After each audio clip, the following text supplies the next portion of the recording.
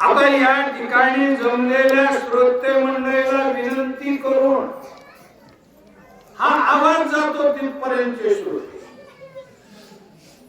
रामायणातला दृष्टांत द्यायचा म्हटलं, मोठमोठे ब्राह्मण शेंड्या मोठमोठ्याने वाढून नाथ बाबांच्या ढाळजत बसले होते दोन्ही बाजूला, आणि नाथ बाबा कथा करू लागलेले होते.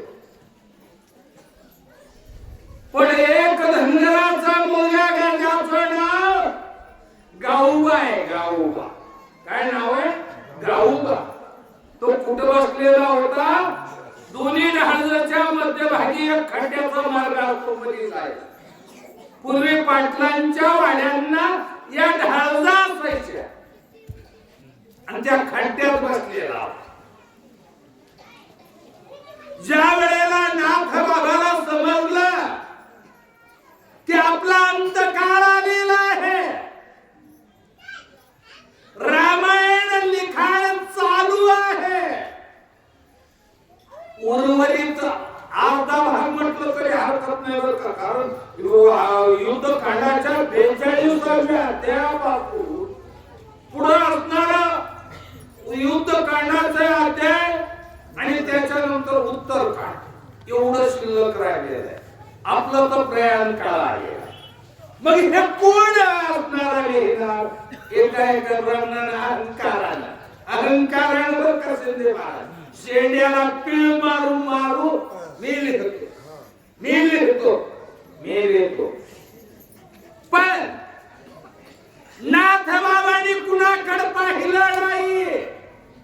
अंते भादर धनगराचं पोरग त्या गावोबाला उठवलं, गावोबा उठ आणि तू रामायण. माझ्या बोलण्याचा अर्थ लक्षात घ्या महाराज. अनेक कथाकार आहेत, पदव्या लावल्या पदव्या. अनेक कीर्तनकार आहेत, पदव्या लावलेले.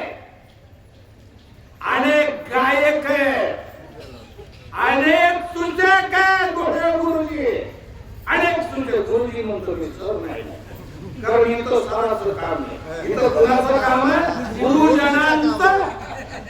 अनेक गुरुजी आहेत, अनेक कोणी आहेत, नाना प्रकारच्या पदव्या घेतलेल्या आहेत. पण ते कलाकार समजतो मी माझ्या मते कलाकार समजतो, सरकारचा पगार उचलणारे. पण रामायण हृदयामध्ये किती रुजवलेला आहे याला महत्व.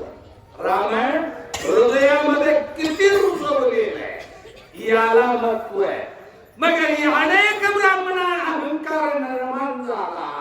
पण आमच्या गावबाला वाटलं माझ्याकडे काय उष्टावळी काढायचं काम, माझ्याकडे काय काम आहे? उष्टावळी काढायचं काम आहे. पण त्या गावबाच्या नर्तकावरती पुन्हा हात ठेवला. सद्गुरू तारीखा आत्ता पाठी राखा. धनगराच्या पोरानं पुढचं रामायण लिहिलं आणि कुकरचं दान करपाळ होतं. आम्ही पाटलाची पाटलानेच रामायण वाचावं, पाटलाने सांगावं. आम्ही ब्राह्मणाचे बाकीच्या सात हात दूर राहून रामायण ऐकावं. नव्हे बाबा, या ठिकाणी जातीचा, कुळाचा, ज्ञानाचा विचार नाही. हृदय, अंतःकरण किती शुद्ध आहे. पालती हगर पाण्यात टाका महाराज. पाण्यात पालती हगर टाकली गुरुजी तुमच्या प्रयोगशाळेचा विषय, तर गागरीत पाणी शिरतं का? शिरत नाही. कशामुळे शिरत नाही गुरुजी? आत हवा असत्या, हवावरली थोडीशी कानवडी केली की हवा बाहेर जाते, पाणी आत. तसे आमच्या या कलाकाराच्या हृदयामध्ये असणारा अहंकार रूपी हवा भरलेली आहे. म्हणून रामायण वरूनच जाते. रामायण कुठून जाते? वरून जाते. कोटीवाल्याने म्हणावं की हे लय सांगणारा चांगला आहे म्हणून आम्ही सांगतो हळूहळू. पण मध्ये किती उतरत याला महत्व आहे. तद्वार आपण कोटी गावाचं नाव कोटी आहे बरं का. चालत महाराज पहिलं धान्य धान्य कुठं साठवलं जातं. पहिलं धान्य हे कोटीमध्ये साठवलं जात. पहिलं धन हे कोटीमध्ये ठेवलं जात होतं. पहिला रोकड काय असेल ते कोटी ठेवल्या जातो. तसं या गावात कोटीमध्ये अतिशय धनाचा साठा आहे. कोणत्या धनाचा? श्रीराम जय राम जय जय राम, श्रीराम जय राम जय जय राम. मला बाकीचं गाण्याची गरज नाही. भेटलं नारळ आणि मात्र 2-3 चपात्या चोरून खाल्ल्याशिवाय जात नाही. मग हे धन असणार आहे या कोटीचं दळलेलं आहे.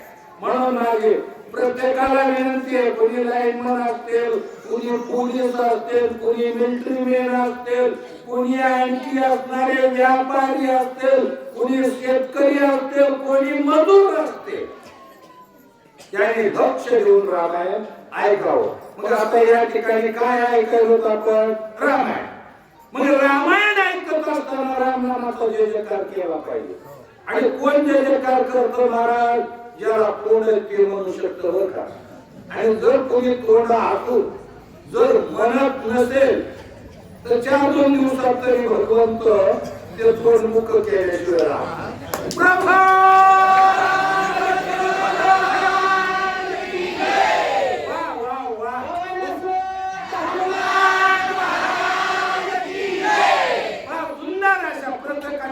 काम करते. भगवंत मुख कोणाला करणार नाही. आता या ठिकाणी माझं नशिबात नव्हतं बंधू प्रेम दाखवायचं. भरत असणारा परत निघालेला आहे. पण माझ्या नशिबात एक सर्वात महत्वाचं काम आलं. खरोखर मी नशीब महाराज मी नशीब आहे. कोणतं काम आलेलं आहे? वडील भरताला रामाला नाही. मग आता कोण आहे? तिघी माता आहेत. तिघी माता. या तिघी मातेला बोलवण्याचं कार्य माझ्या नशिबात. आईला बोलवण्याचं कार्य माझ्या नशिबात आहे. त्या वेळेला त्या ठिकाणी स्वतः भगवंत गेले आणि मातेच्या चरणावरती शिरसाष्टांग शिरसाष्टांग गोळे बोलली. तुम्ही कपडे लय भारी लय इतर शिरेला पण शिरसाष्टांग दंडवताला खूप महत्व आहे. शरीराचे 8 भाग पृथ्वीला टेकून घातलेला जो नमस्कार आहे त्याला शिरसाष्टांग दंड. आता या कथा सांगायच्या मुलं तर प्रवचन नाही. पण काय गावाने सांगितलं विनंती केली गेल्या वर्षी 2000 ठेवता नाही ठेवला पुढच्या वेळेस ठेवतील. पण मी 4 वाजेशिवाय काही जेवायला मिळू देणार नाही. पूर्वी बार्शीचे भगवंत बाबा होते. कोण होते बार्शीचे? भगवंत होते.